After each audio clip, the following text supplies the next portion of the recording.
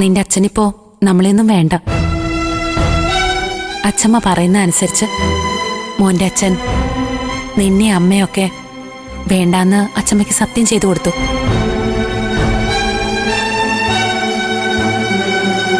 ഇനി അച്ഛൻ വരില്ല. നിനക്ക് നിന്റെ അച്ഛന്റെ സ്നേഹം നഷ്ടപ്പെടാതിരിക്കാനാ അമ്മ പലതും സഹിച്ചതും ക്ഷമിച്ചതും.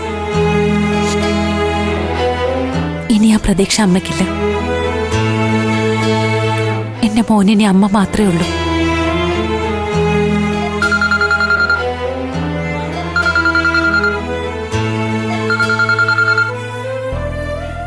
ഹലോ. ഹലോ അനു. പറയൂ രവി. ആ സുശീല ആന്റി വീണ്ടും വന്നിട്ടുണ്ട്. ഹർഷയെ കാണാനെന്ന ഭാവത്തിലാണ് വരവ്.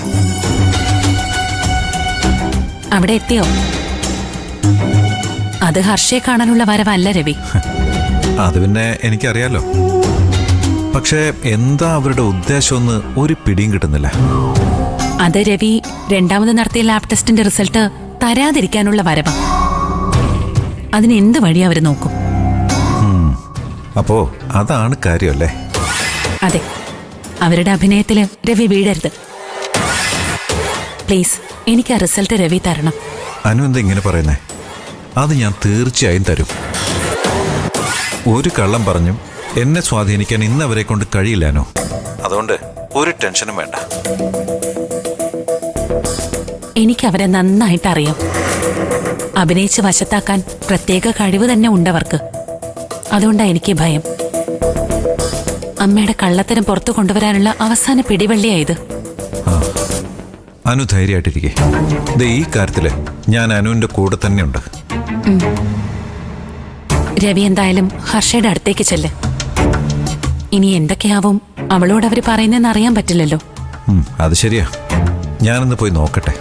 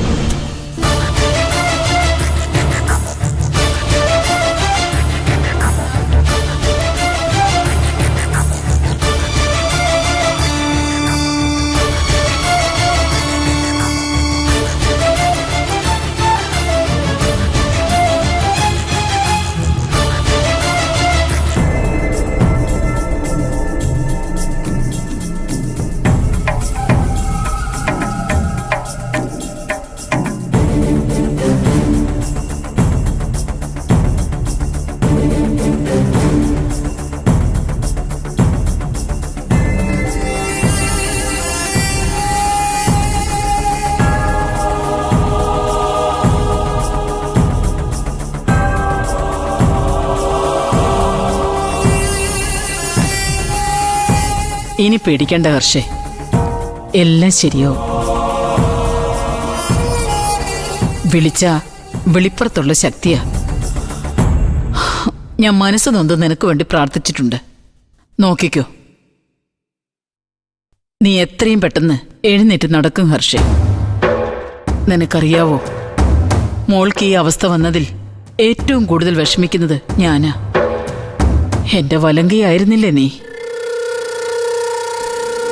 അതുകൊണ്ടെന്താ ആ അനുപ്പ എനിക്ക് നേരെ വീണ്ടും തലപൊക്കി തുടങ്ങിയിട്ടുണ്ട്.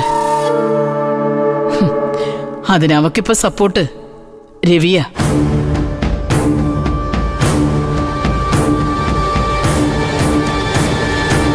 ആ, നീ പറഞ്ഞത് ശരിയാ. രവി ഒരു പാവ. പക്ഷേ ആ അനു അങ്ങനെയല്ല. അവളൊരു ഉടുമ്പാ. പിടിച്ച പിടിവിടാത്ത ഉടുമ്പ്.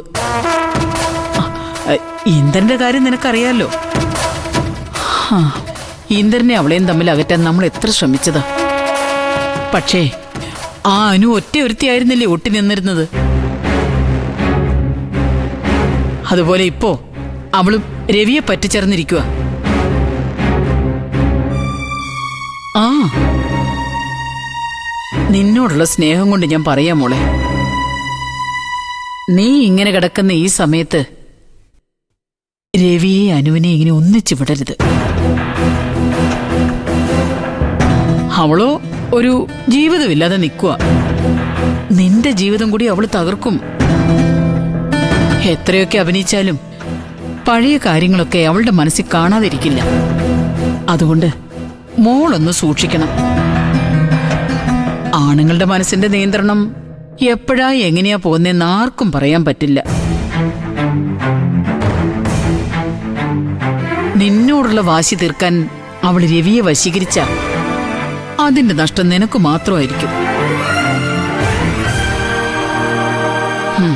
നിന്റെ ഭർത്താവിന്റെ നിയന്ത്രണം നിന്റെ കയ്യിലായിരിക്കണം. ഞാൻ പറയാനുള്ളത് പറഞ്ഞു. ബാക്കിയൊക്കെ മോളുടെ ഇഷ്ടം പോലെ. മോളെ, എനിക്ക് നീ എന്നും മകളുടെ സ്ഥാനത്ത് തന്നെയാ. അതുകൊണ്ടാ ഇത്രയും പറഞ്ഞത്.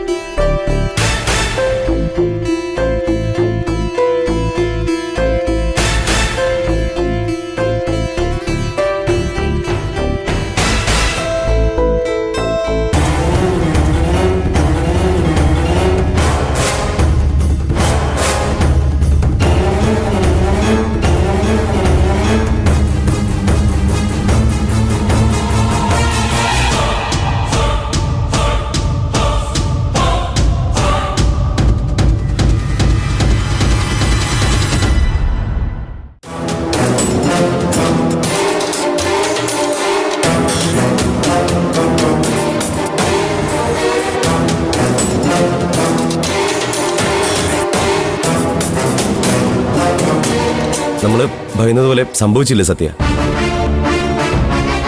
ആരും അറിയിക്കേണ്ടി വന്നില്ല. അനുചേച്ചി തന്നെ നേരിട്ട് വന്നില്ലാത്തിനും ദൃക്സാക്ഷിയായില്ലേ.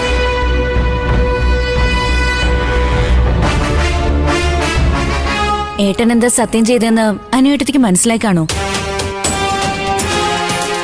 എനിക്കറിയില്ല സോനെ. അനുവിനെയും മഞ്ചാടിയും കണ്ടതോടെ എൻ്റെ കയ്യിൽ നിന്ന് പോയി. അമ്മ അവരോട് എന്തൊക്കെയോ സംസാരിക്കാൻ തുടങ്ങുന്നതിനിടയിൽ ഞാൻ അവിടെ നിന്ന് ഇറങ്ങി പോരുകയും ചെയ്തു. അത് ഇന്ദ്രേട്ടൻ കാണിച്ച വലിയ മണ്ടത്തരായിപ്പോയി. അമ്മയെ അവരുടെ അടുത്ത് നിർത്താതെ കൈയോടെങ്ങ് കൂട്ടിക്കൊണ്ടുവരണമായിരുന്നു. എല്ലാം ഇന്ദ്രേട്ടന്റെ തെറ്റാണെന്ന് ഞാൻ പറയൂ. ഒരിക്കലും ഇന്ദ്രേട്ടൻ ഇങ്ങനെ പബ്ലിക്കായ ഉറപ്പ് അമ്മയ്ക്ക് നൽകരുതായിരുന്നു. ഏട്ടത്തിക്കും ഏട്ടനും പിരിയാനുള്ള ഡിവോഴ്സ് കേസ് അത് കോടതി കിടപ്പുണ്ടല്ലോ. പിന്നെ എന്തിനാ ഇപ്പൊ അതിന് മുകളിലൊരു ഉറപ്പ്?